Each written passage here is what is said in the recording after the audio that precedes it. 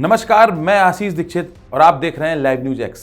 लोक निर्माण विभाग मुख्यालय लखनऊ में अब सिर्फ फाइलें नहीं चल रही हैं, बल्कि एक ऐसा मामला चल रहा है जिसने विभागीय व्यवस्था, नियम और पारदर्शिता तीनों पर गंभीर सवाल खड़े कर दिए हैं।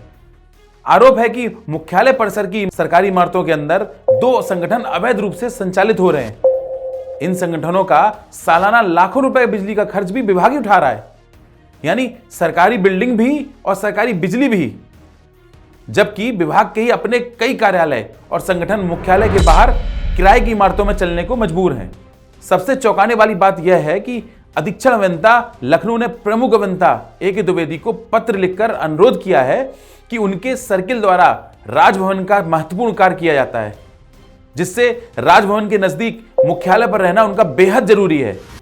उन्होंने गुहार की है कि उनके कार्यालय को मुख्यालय परिसर के अंदर स्थापित किया जाए।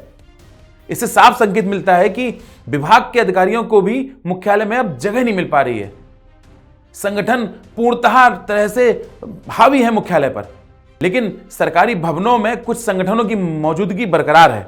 अब सवाल उठ रहा है कि जब अधिकारी बाहर और संगठन अंदर, तो आखिर प्राथमिकता किसे दी जा रही है? इस पूरे प्रकरण की शिकायत प्रयागराज निवासी कुछ वकीलों ने की है। लाइव न्यूज एक्स पहले भी इस मामले को गंभीरता से उठाता रहा है, जिसके बाद विभाग हरकत में भी आया और प्रमुख अभियंता विकास ए.के. द्विवेदी ने एक जांच कमेटी गठित कर दी, और जिसमें निर्देश दिए गए हैं कि लोक निर्माण विभाग के सभी 11 संगठनों को नोटिस भी जारी किया गया है और उनसे पूछा गया है कि क्या उन्हें विधिवत आवंटन मिला है या नहीं। नियम कहते हैं कि किसी भी मुख्यालय या संगठन को विभागीय मुख्यालय की सरकारी बिल्डिंगों में संचालन की अनुमति नहीं दी जा सकती। तो ये संगठन आखिर अंदर चल कैसे रहे हैं? विभाग के ही कई कर्मचारी संगठनों ने मुख्यालय के बाहर विभाग द्वारा आवंटित भूमि पर स्वयं के चंदे से भवन बनाए हैं और अपना बिजली पानी खर्च खुद वहन कर रहे हैं। कुछ सूत्र भी बताते हैं कि 2 संगठन ऐसे हैं जो पीडब्ल्यूडी मुख्यालय में सरकारी भवन के अंदर बैठकर सरकारी संसाधनों का दुरुपयोग कर रहे हैं, और यही इस पूरे विवाद की जड़ बन गया है। मामला अब केवल निजी बिजली बिल का नहीं रह गया है। यह सवाल खड़ा हो गया है कि क्या सरकारी संपत्ति का दुरुपयोग हो रहा है? क्या विभागीय नियमों को चुनिंदा तरीके से लागू किया जा रहा है?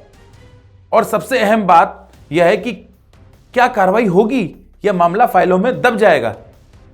क्योंकि यदि विभाग अपने ही नियमों को लागू नहीं कर पाता, तो पारदर्शिता की बात सिर्फ कागजों तक ही सीमित रह जाती है।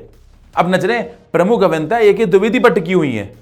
अगर जांच सही मायनों में हुई तो कार्रवाई तय मानी जा रही है, लेकिन यदि ऐसा नहीं हुआ तो यह संदेश जाएगा कि मुख्यालय में नियम नहीं चलता है, बल्कि यह कहावत सच साबित हो जाती है कि अंधेर नगरी चौपट राजा और टका सिरबाजी टका सिर खाजा। ऐसी तमाम खबरों के लिए देखते रहिए लाइव न्यूज एक्स।